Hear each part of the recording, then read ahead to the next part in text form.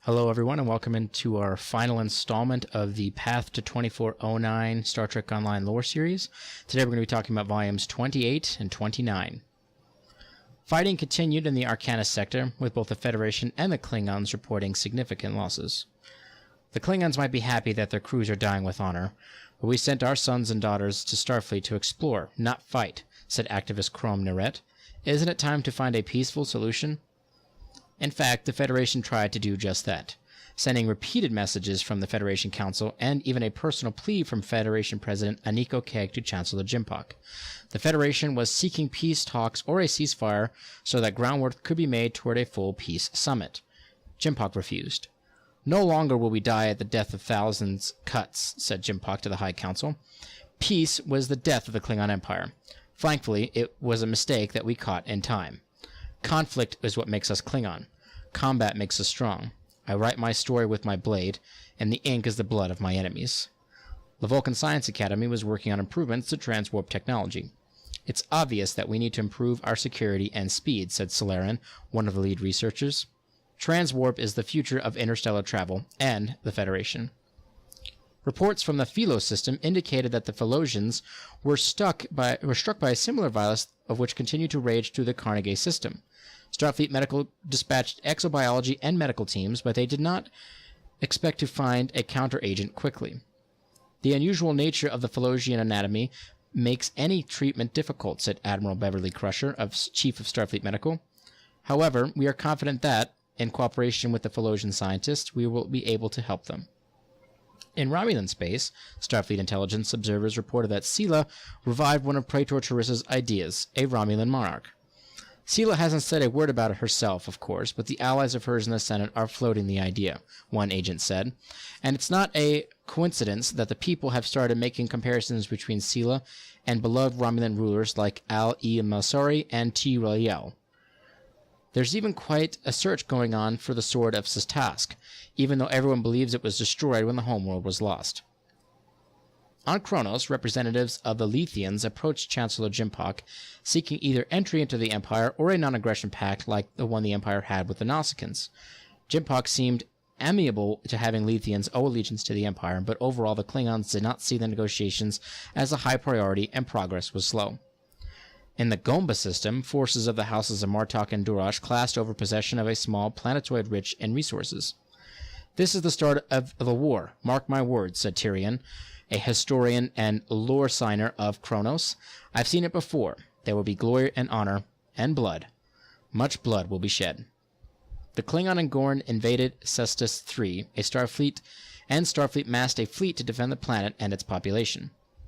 This area has been on the Gorn's list since the days of James T. Kirk, said Pike City Mayor Jair Aaron, but we're not afraid of the Gorn or the Klingons or anyone else for that matter. No one's leaving the stadium until the final inning. Starfleet officials tried to convince the colonists to evacuate for safety reasons, but the vast majority of them refused to leave.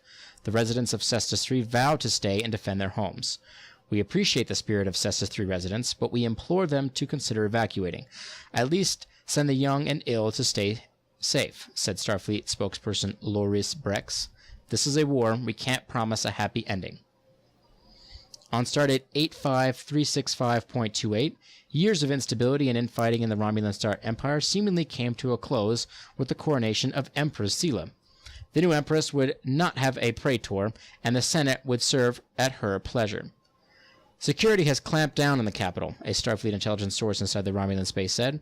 The Romulans say that they have reason to believe that there are many assassination attempts towards the Empress, but I think it's more than that.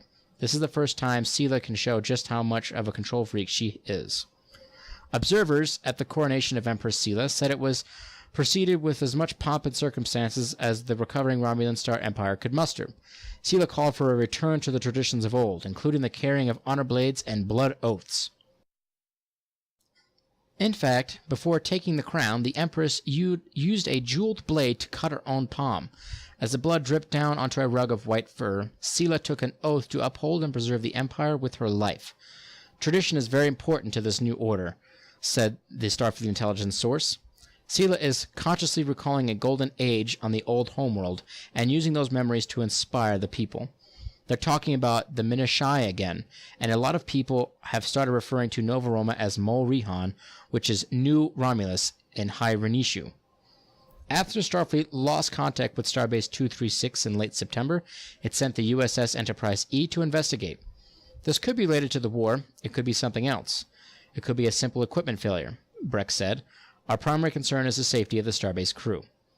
And a Starfleet committee determined that because of retirements, deaths, and increasing demands of the Klingon War, Starfleet faced a severe shortage of qualified command personnel.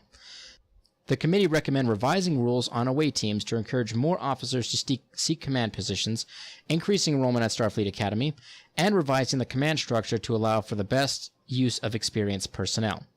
I think we're past the point where no one need to spend 20 years as an officer before they can be considered for command, said Committee Chairman Admiral Jorrell Quinn. We need to promote exceptional officers quickly. We need our captains leading away teams. Starfleet needs to look at our whole command structure and do what works now, not what works 30 years ago. This concludes our Path to 2409 Star Trek Online lore series. This is all 29 volumes that you can encounter and use in-game, and also used for different dailies for dilithium and stuff like that. But I hope that you guys enjoyed the story. I hope that you guys enjoyed listening to me kind of narrate this out for you. And I know I really enjoyed learning quite a bit about the state of the alphas and beta quadrants that led up to the beginning of Star Trek Online, which is the first Starfleet Federation mission that you can do is when you make a new character. So I hope that you guys listen to this video series and then go jump right into Star Trek Online and start playing. So I appreciate you guys checking this out, and I will see everybody next time.